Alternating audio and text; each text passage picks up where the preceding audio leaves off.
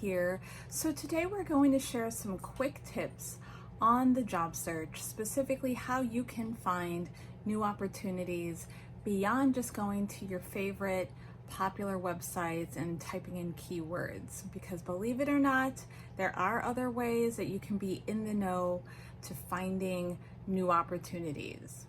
So of course, before we get started, please click the bell and the subscribe button below so you don't miss out on any videos that we do on this channel. We talk about all things career related from the job seeker's perspective, as well as those who hire.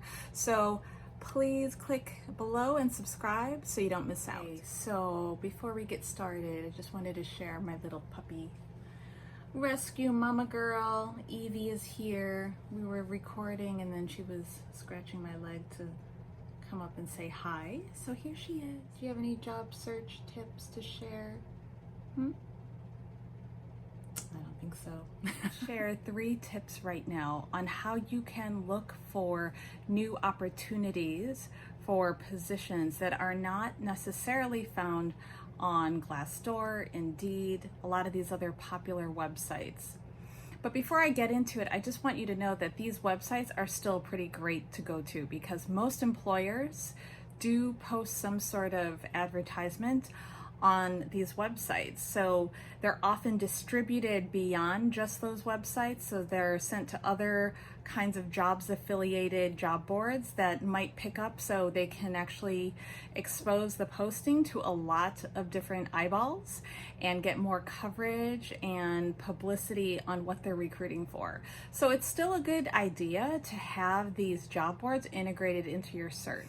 I just know that when you're looking for positions, it can kind of get boring because you see the same things up and posted all the time, and you wonder like, okay, is this job for real? Are they actively hiring, or is this just an ad that's out there to, see who's in the marketplace and, get more resumes, even though the position isn't really solidified. A lot of recruiting companies and recruiters and even companies themselves that are hiring directly, they do post ads for their own efforts to build pipelines of candidates. 3 tips that I'm going to share will hopefully add a layer of consideration as you are looking for new opportunities that maybe you hadn't thought about before. Okay, so the first tip is to search on your social media platforms and even on websites by hashtag. So a good example of this is that like last year when we were getting into the pandemic and a lot of companies were laying off, leaving a lot of people looking for positions, the hashtag ready to work or we're hiring or something like that, they were very popular hashtags at the time.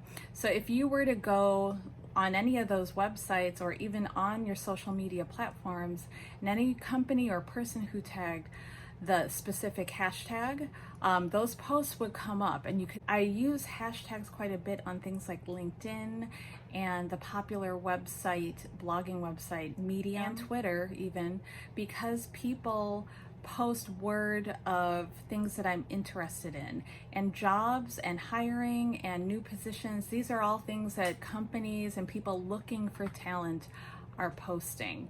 So you want to get a bit creative in looking for hashtags that might fit what you're looking for. So for example, if I'm looking for, careers at a particular company, a startup, I would want to put as a hashtag the name of the company, hashtag hiring, hashtag if I'm a software developer jobs or something like that. You're going to need to play around with it, but you want to use that hashtag on all of the different platforms that you're on. You can use those hashtags on the job boards as well and see what pops up. It might actually give you something different than just putting in the keyword search. A lot of this is trial and error, but it will yield you results that show people talking about these topics that you're specifically looking for. Hashtags are also a really great way of just searching for information in preparation for interviews and building your intelligence about companies and industries. So I really recommend it to everybody because it's something that, we're probably doing in some shape or form already, but it really narrows it down to what we are looking for. Second tip that I'm going to give you is that if you are on the social media platform Clubhouse, I think as of this video right now, I think Apple or iOS users for the iPhone are the only ones that still are able to access this particular social platform. If you are on Clubhouse, there are plenty of rooms, conversations that are being held and hosted around careers or getting a job in your industry, or specific things that are happening at companies that you're interested in. And what's fantastic about this is that the people hosting these conversations often work for either those industries and companies, and they might hold a position there, and they're talking about what is available, what's important for the company, what they're working on, all of these things that are super helpful for the job search. It's a great tool to use to network and get to know names of people at different companies. You know, I myself participate in a lot of these rooms that I just like to listen to about diversity, equality, and inclusion. And a lot of the rooms that are moderated or hosted by people work at these really top companies, or they're very involved in building programs at their organizations. You can find rooms, and there are specifically rooms on Clubhouse that are just for the job search. Some things that come to mind, I mean, you could literally just type in the search careers or job search or how to get a job, and you will find a listing of clubs, and from that an offshoot would be rooms that discuss the topic. You know, a room or a few rooms that they have that are specific to recruiters who work for these companies. They share what kind of opportunities that are out there. They give some insights, you know, to the recruiting process or interview process, and sometimes they even have Q&A where people can just ask questions. So it's pretty incredible. You know, there are people of not just HR and recruiting backgrounds at these companies that are participating in these rooms, but hiring managers, people who, you know, are VPs of engineering, or they head up a development team, or they're in product management, or other kinds of disciplines within the company. So you can listen to them, you can ask questions, but also you have the ability to see who else is in the room, and people share information on their profiles, like how to get a hold of them, you know, what they're looking for, how they can help others, whatever. So it's outstanding in that regard. Someone invites you to join because it is by invite only. You should accept the invite and check it out. There are many conversations happening in Clubhouse, and they're on topics ranging anywhere from like food to boy bands to, you know, quantum physics, whatever. And you can learn and, you know, listen in on these conversations being held and hosted by, you know, really great scholars and experts in the field. And final tip that I'll share with you in terms of getting the word on new opportunities that might not, you know, be out there advertised on the web, on your favorite job sites, is old advice, but it's still good advice. And that is befriending and building a relationship with a recruiter.